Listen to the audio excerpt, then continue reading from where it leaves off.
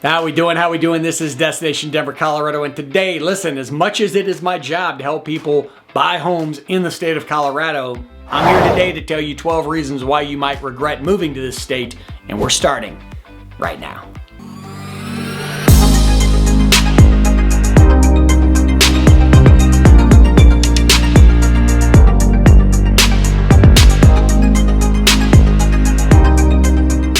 This is Destination Denver, Colorado. I'm your host, Jimmy Everton. Listen, if you're interested in learning all the ins and outs, pros and cons to moving to or around the Denver metro area and Colorado Front Range, this is a channel for you. So make sure you click on that subscribe button as I drop new videos for you each and every week. And as much as I try to be a little informative here on camera, I'm also a licensed mortgage broker covering the entire state of Colorado and team with some of the state's most talented realtors. And we're helping people move here each and every day. So the number and email you see on your screen, know that I'm always the person, answer your phone calls, answer your texts, answer your emails there when and if you need me. Now that we're done with that fun-filled stuff, let's get to what we're here for, and that is don't move to Colorado. 12 reasons you might regret living on the Front Range.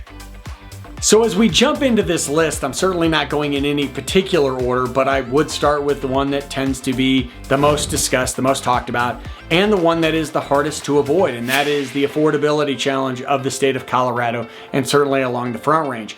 As of the end of 2024 going into 2025, the median home price in Colorado sat somewhere around $541,000. Now we had a minimal increase of about 1% year over year, but a lot of that damage, as in other states around the nation, really saw this increase during the pandemic. And so this leveling off of prices has helped, but it certainly hasn't solved the affordability challenge. And it depends on where you're looking. The median price for a detached house around the Denver metro area sat at $635,000. Attached homes, if we're talking about condos, sat around $399,000. Boulder, the median home price up there exceeds $1 million easily. And if you're looking in areas north of Denver, such as Fort Collins, you're looking at about $560,000 for the median priced home. And in Colorado Springs, roughly an hour to an hour and a half south of Denver, that number sits around $485,000. And rent wasn't much better. If you're looking for a 2-bedroom around Denver, you're looking at around $2,200 a month, and a 1-bedroom sits closer to $1,700 per. Now, if I were to give you a pro tip on any of these factors, and I would share the same pro tip for anywhere in the nation you live, be somewhat flexible on location. Certainly we want you in a safe area and something you're gonna feel comfortable in, but the most desirable neighborhoods and most desirable areas are always going to come with that higher cost. So if you have some flexibility there, you might find a better deal whether you are buying or renting a place. Rolling along to point number 2, and when I say the cost of living might shock you, I don't mean that to just kind of say, oh, it might surprise you. I mean that some people are genuinely surprised by the affordability here. Now, I made a video just last week about the cost of living here in Denver and talked about how it really depends on where you're coming from. And I was kind of inspired by some of the feedback I got that certain areas of the country that you wouldn't expect to be comparative to Denver's cost of living were. But from a national average, Denver's cost of living sits at about 105.5 compared to the national average where we would count it at 100. That is based on the cost of living index. The average utilities in the state were based on a 914 square foot apartment, sat at $173. Again, just kind of an average. That was including water, electricity, gas if it had it, etc.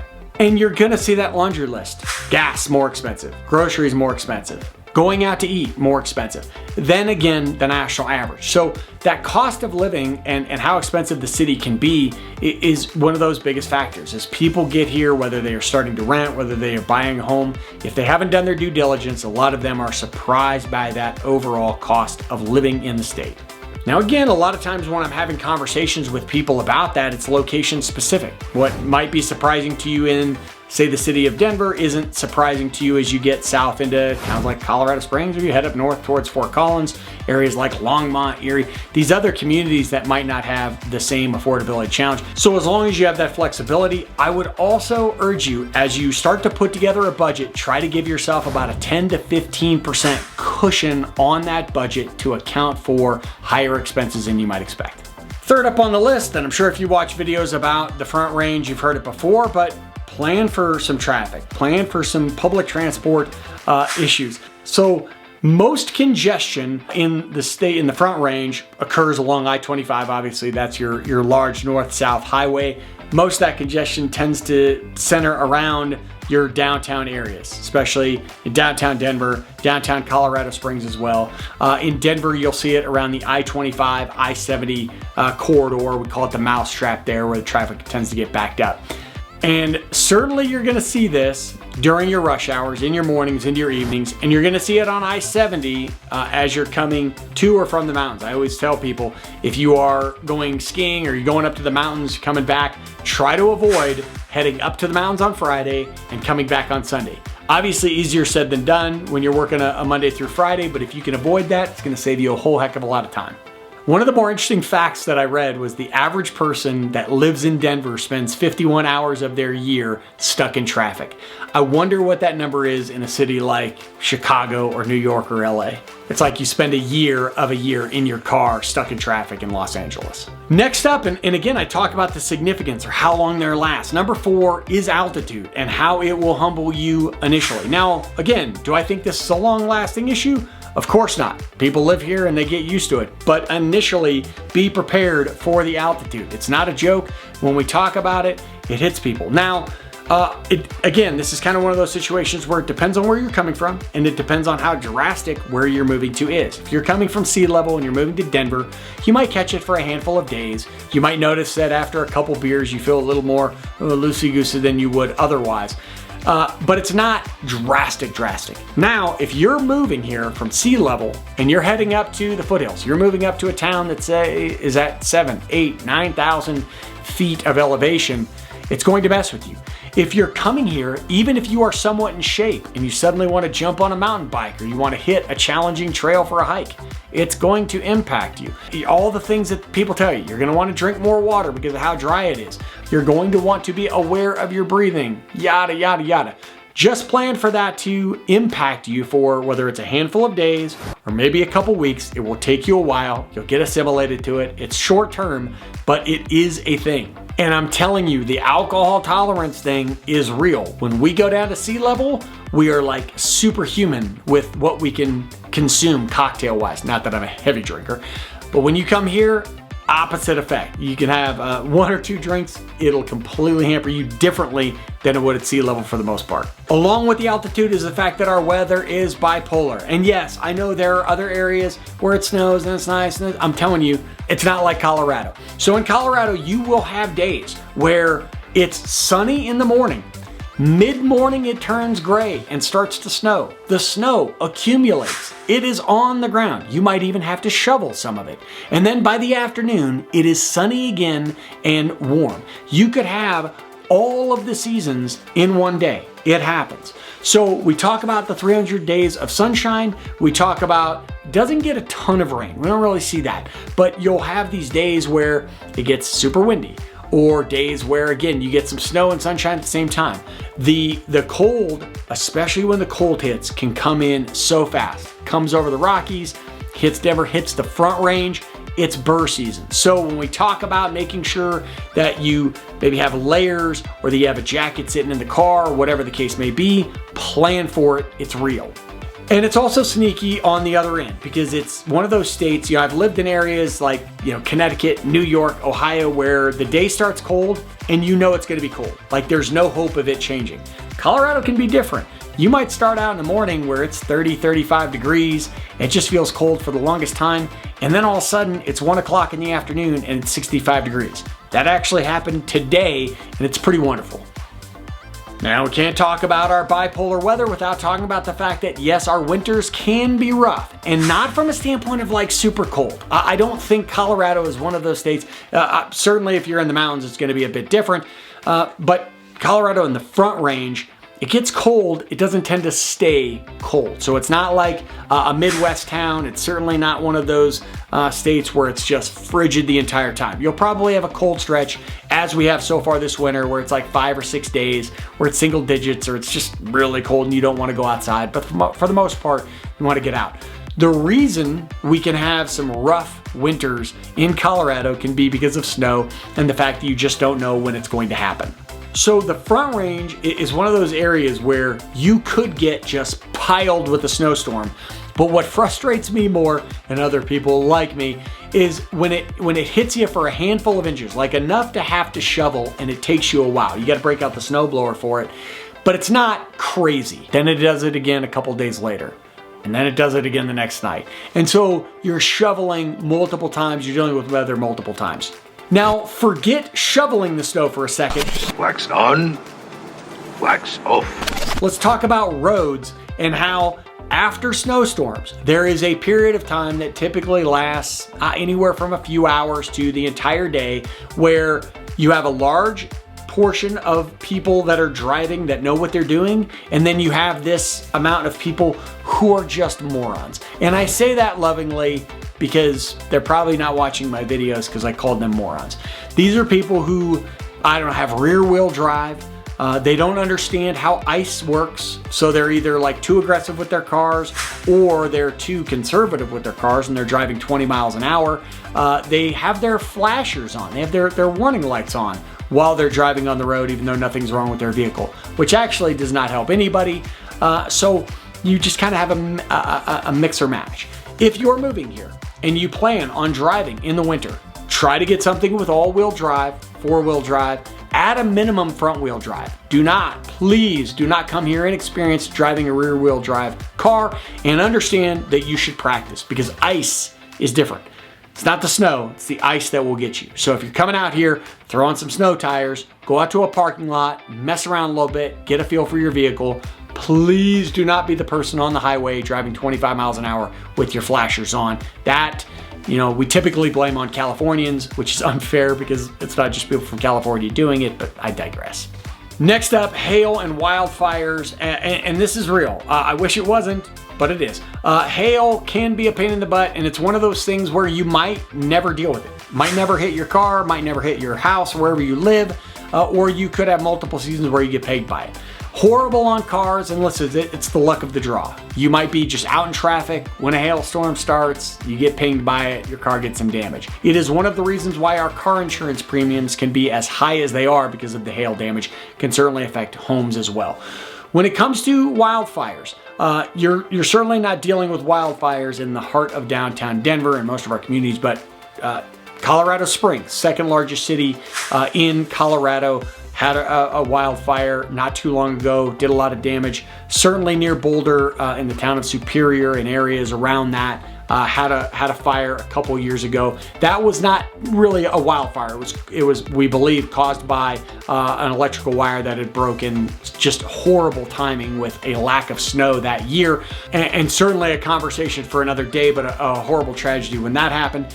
And then we really talk about getting into the mountains and the Front Range. So one of the key elements, if you are thinking about living in the mountains, if that is very important to you, is paying attention, especially if you are buying a home, to insurance policies up there. They can be extremely expensive depending on the fire risk. Some companies won't insure them to begin with, depending on the risk factor of these homes. So don't assume if you're buying a home here that process is going to look the same as it might in the city. Those insurance premiums, fire mitigation, things that could impact you. And certainly, obviously, if you're talking about buying a mountain home and there's risk of wildfires, that goes well past homeowner's insurance. So you're going to want to talk to local experts who could talk to you about the actual risk of those things occurring. Kind of going to some other factors of the state, Colorado's economy as a whole, pretty strong and pretty diverse. So, certainly the hub of a lot of that is going to be in Denver, but it's spread out. I mean, there's a lot of industries, again, getting all the way north to Fort Collins, which is a pretty self-sufficient city in its own right, down to Colorado Springs, down into Pueblo. Colorado's unemployment rate has remained low for multiple years, and sat roughly at about 4.4% as of the making of this video. And certainly as affordability has been a challenge in Colorado, we look at our overall income, the pay of these jobs. There are a lot of high paying jobs in Colorado. Certainly the most high paying jobs are going to be extremely competitive. I think you're going to see that in any market. But overall, a very healthy economy here in Colorado. And one of the key aspects I mentioned in the beginning was how diverse that economy is. There was a period of time, probably in the early 2010s, where a lot of Colorado's top paying jobs were centered around oil and gas. That has expanded. You see a lot of tech, a lot of finance, healthcare, education, certainly still some oil and gas. You see aerospace, and you see a lot of startups. There's a lot of entrepreneurs creating businesses here in Colorado, and a ton of incentives within local governments to incentivize these people to grow those companies here in the state. So with the competition of that job market, a lot of times people are talking about, coming here and struggling to find a job that is paying them what they want, or getting the job that they have sought. So certainly something to consider. It's obviously great when you can move states and have a job lined up and know what you're getting yourself into. Those tend to be, shockingly, the people who have the most success moving here. Next up, and not something that I'll ever hide from, is the homeless situation here in Colorado. Again, will you see that in most of our major metropolitan areas? Yes. You're going to see that for the most part in our more densely populated areas. But Denver saw a pretty dramatic increase in homeless over the years. You're certainly going to see that spreading to some of our suburbs to some extent. Now, and you're going to see statistically cities in the Front Range, that includes Fort Collins, that includes Colorado Springs, certainly includes Denver and Aurora, so have seen an increase in homeless. Now I will say this, boots on the ground. Downtown Denver hit by far its worst during the pandemic. I mean, it was nasty down there, and there were a lot of areas where you just didn't want to go. I think certainly that being our worst, we have seen dramatic improvement. There's a lot of progress that needs to be made, but that conversation is getting more and more serious, and I believe that Denver is making, and Colorado for that matter, is making some progress when it comes to the homeless situation here. Cue the commenters who tell me it's an absolute disaster, but again, you name me a major metropolitan area that doesn't have that challenge. Next, I mentioned some of our outdoor living. Listen, I think there is something to be said for if you're not an outdoors person, that doesn't mean you're going to have a horrible experience here. It doesn't mean you're going to hate living in Colorado. And who knows, you might be like me. When I moved back here in 2008 after being gone for 12 years, I wasn't much of an outdoors person myself, but slowly but surely I got more and more into it. Do I think it helps you to meet people and get out more, have more of a social life early on if you're into the outdoors and you can get into, some of these different groups that are doing these things? Sure, I do. Is it absolutely necessary? Of course not. You could be a hermit, you could be certainly an introvert and still find ways to find happiness. Hopefully, you meet some people through your job or whatever that might look like. I do think, and especially some of the feedback I've gotten from people moving here, the people who tend to be more outdoorsy, again, that doesn't mean you're going camping every weekend, but the people who enjoy outdoors and get out tend to just have more success meeting people and really getting into the community, whereas people who aren't really into that, they just have a more difficult time meeting people and making connections. Next, I'll touch on it briefly because it's been legal here for a long time and it's legal in a lot of places. But yes, marijuana is legal in the state of Colorado. No, it's not a free-for-all. No, you are not supposed to just toke up wherever you would like. And I think that there was a period of time. Certainly, you'll go to certain places and you will smell it. You might smell it at a concert hall. You might smell it randomly at a sporting event. I don't know. But I think some of that has leveled off. When marijuana was first legalized in the state of Colorado, again, I think just people went wild and they enjoyed. They lit up wherever the heck they wanted to. Now it's not as big a deal. And again, I think that ties back to how many states have legalized marijuana. So it's, no longer, there was a time when Colorado was like the Amsterdam of the United States. That has tamed quite a bit. And last, I can't talk about Colorado without talking about the fact that natives are not going to welcome you. Okay, at least for the most part, you're going to hear, I think just the louder voices are people that do not have a move here mentality. So locals, natives, people who have lived in this state for a long time, they tend to speak negatively about people moving here. And listen, I get it to an extent. You have a certain culture, you have a certain atmosphere, you have a certain lifestyle, you have a cost of living that used to be better. But overall, as Colorado changes, as progress and certain areas regress, you do not have the warmest overall native experience. So don't be surprised if you're locals who complain about other people moving to the state.